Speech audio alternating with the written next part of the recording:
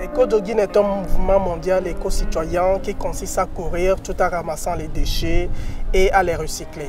Nous avons initié ce concept depuis 2017 parce que nous avons remarqué en fait qu'il y a beaucoup de déchets qui sont sur nos routes, qui traînent dans les rues, parce que les déchets plastiques par exemple, peuvent faire plus de 400 ans dans la nature avant de se dégrader. Le mouvement éco-jogging est présent aujourd'hui dans 10 pays à travers le monde.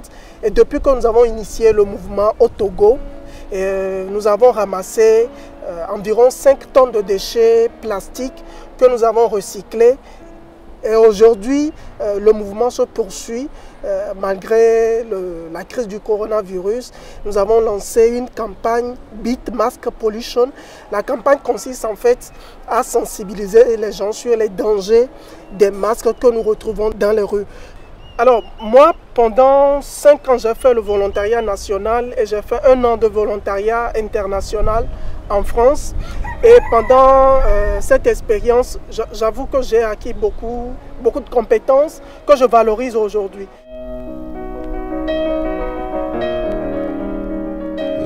Depuis que nous initions nos activités, nous avons un penchant particulier pour la technologie.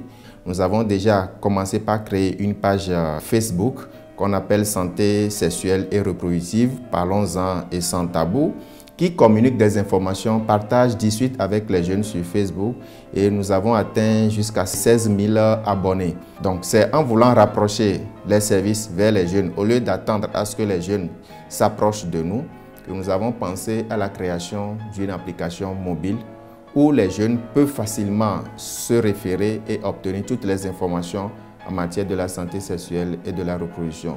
C'est ce qui a amené l'existence de la plateforme e-Centre Convivial qui est disponible en version mobile, en version web et également en version WhatsApp et hors connexion.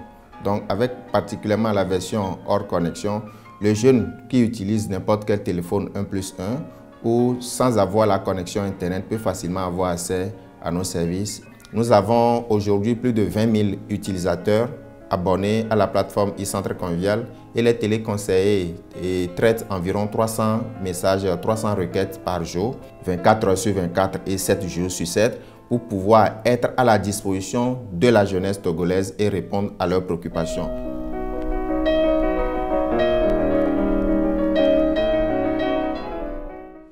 J'ai connu le YMCA en tant que volontaire national. J'ai été envoyé dans la structure pour assurer le rôle de chargé de communication. Le plus grand problème ou le défi, c'est que la jeunesse manque d'espace pour exprimer sa voix. Donc au niveau de YMCA, en tant qu'agent de changement, nous avons essayé de créer cet espace-là aux jeunes, pas seulement aux jeunes de YMCA, mais tous jeunes. L'essentiel pour nous, c'est la formation. Nous formons, nous sensibilisons les jeunes. Un jeune qui est formé, qui connaît ses droits et ses devoirs, il peut facilement les revendiquer. Je suis promotrice du projet Nicogov, comme vous le voyez. Avec l'avènement du Covid-19 au Togo, j'ai remarqué que les masques sont un peu difficiles à trouver. Et j'ai eu l'idée, pourquoi ne pas en faire en fait. Donc de là, j'ai essayé avec une couturière, on a commencé. Nous avons été retenus pour fabriquer des masques de protection pour les populations vulnérables. Actuellement, avec les masques, on a produit plus de 20 000 masques. On a créé des emplois temporaires. On a 20 employés qui travaillent sur les machines et il y a 2 qui sont à la stérilisation.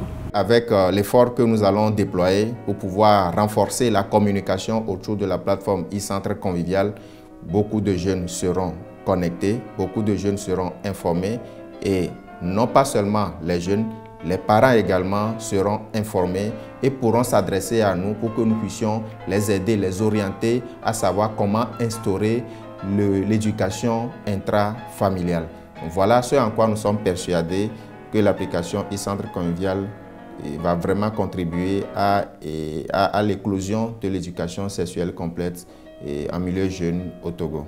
Il faut dire en fait qu'au Togo, la jeunesse pense que le travail viendra comme ça en fait. Moi, sans mentir, depuis que je me suis lancé dans cette initiative, personne ne m'a demandé de le faire. Je me suis lancé bénévolement et le retour que j'ai, c'est vraiment positif. Donc j'encourage les jeunes à s'engager dans tous les domaines en fait. C'est une bonne chose pour notre pays, mais aussi pour nous personnellement. L'engagement citoyen des jeunes est primordial. Parce que en dehors de nos formations de cursus scolaire que nous faisons et tout, la plupart de nos capacités, c'est à travers nos associations de jeunes et tout. Par exemple, je suis partie de rien du tout. Aujourd'hui, avec l'appui du FAES et de l'Union européenne, je participe aussi au bien-être de la population. Donc pourquoi ne pas essayer? L'essentiel, c'est de toujours oser et ne jamais abandonner.